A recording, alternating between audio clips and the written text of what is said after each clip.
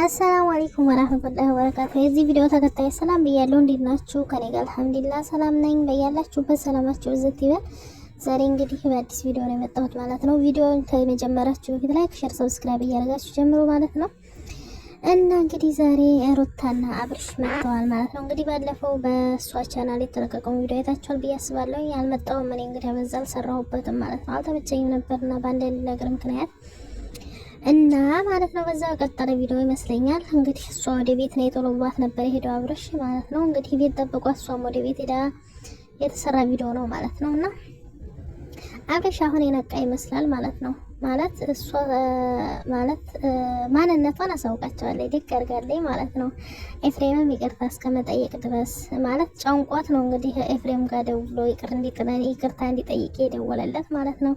በእርግጥ አምኖ አውቆ ጥፋተኛ እንደሆነ አውቆ መጠየቅ ያለበት ኤፍሬም ነበር። እንግዲህ ተጠይቆም ቢሆንና እና ይቅር በል ተብሎም ቢሆን እንግዲህ ይቅርታ ብሏል ማለት ነው።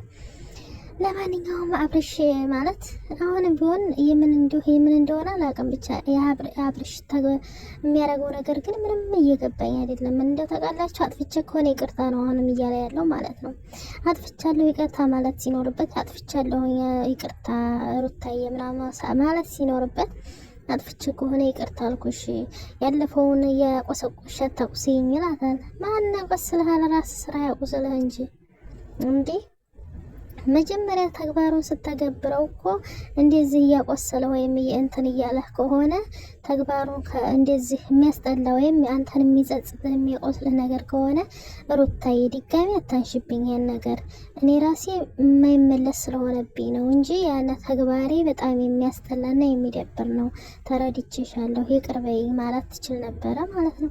አታቁሲኝ እንደዚህ ወደዚህ እየተመለሽ ተማለት ሩታዬ ድጋሚ ይህን ተግባር አልተገብረውም። ለእኔ ራሱ አስጠልቶኛል አሁን ሳስበው እና ተረድቼሻለሁ ይቅርታ አፉ በይኝ ምናምን ብትል ሩታ ባንዲ ቁጭ እንደምትል እርግጠኛ ነኝ ማለት ነው። አሁንም ግን አንተ እያልክ ያለኸው ተግባር ስህተት እንደሆነ ገብቶህም እያለ አጥፍቼ ከሆነ ይቅርታ እያልክ ነው ያለኸው ማለት ነው።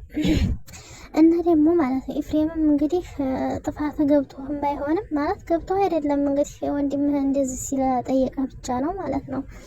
ግን እሷም ያልቀረባትም ነግረሃለች ማለት ነው።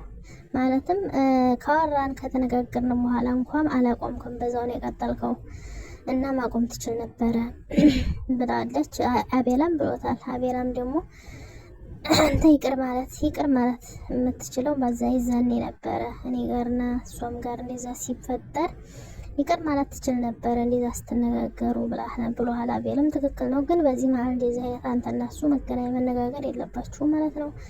እና እንግዲህ በጣም በሚያሳዝን ሁኔታ እንግዲህ አብርሽም እየለመናት ነበረ። ግን ሩታ ወንድ ነሽ ማለትም ከዘመዶች ስለተጣላሽ እና ስለተራረቀሽ ለሱ ብለሽ እንድትራራቅሽ ያውቃልና ማለት እንዴት ብለሽ እንደመጣሽ ስለሚያውቁ መሄጃ የላትም አትጨክንም ታፈቅረዋለች ብለው እንግዲህ አንቺ ላይ ሊጫወቱ ነበር ወንድምና ወንድሞቹ ማለት ነው።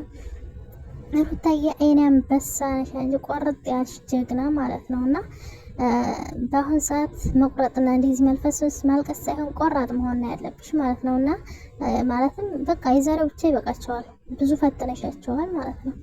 እና እንግዲህ ማለት ተረጋግተሽ አንቺ ማስቢበት እሱም የሚስተካከል ከሆነና ድጋሜ ደግሞ መልሶ የማያጠፋ እንደዚህ አይነት ጥፋት ድጋሜ የማይደግም ከሆነ አምኖበት ይቅር እስካለሽ ድረስ ተመልሰሽ አንቺም ግቢና ደግሞ ማየት ነው እንግዲህ የሚሻለው ብዬ አምናለሁ። በአሁኑ ሰዓት አንቺም ለብቻሽ ሆነሽ ይከብዳል ኑሮ፣ ቤተሰብም ጋር ቢሆን ይከብዳል።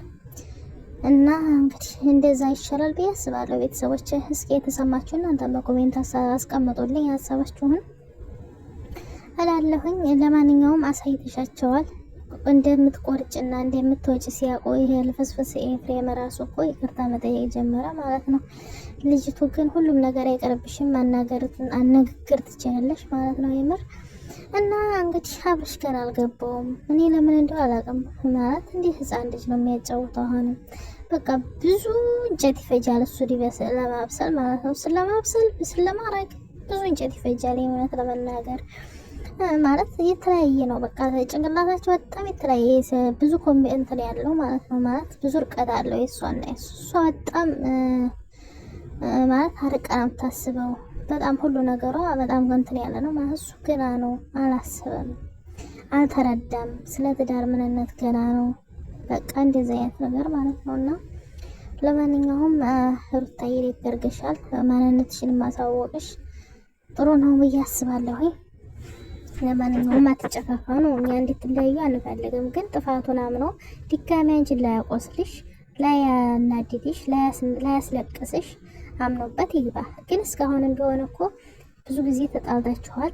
አንድ ቀን በጥፋቱ አምኖ ይቅርታ ጠይቆሽ አያውቅም፣ እውነት ለመናገር ማለት ነው። ባለፈውም ጋሽ ገፋፍቶ እንትን አለው እንጂ እሱ ገና አላህ ላይ እንደነበረ ነው አንቺ የገባሽውና ያው እንግዲህ በሽማግሌ እንደዚህ ገፋፍቶ ምናምን መታረቅ ይሄ ነው ትርፉ። ያ ሽማግሌ እኛ ጋር መጥቶ አይኖርልንም፣ የእኛን ኑሮ አይኖርልንም። እና ስለዚህ ጋሽዬ ዛኔ እንግዲህ እንደሚታወቀው በስር በገደል ብሎ አሳምኖ ሩታንም የካናዳውንም ጉዞ አሰርዞ ውሸትም ቢሆን ቀረች ተባለ። አብርሃምም ያው እንግዲህ አባቱም ተቆጣው፣ ምንም አለው፣ በዛው ቀረ። ታረቁ።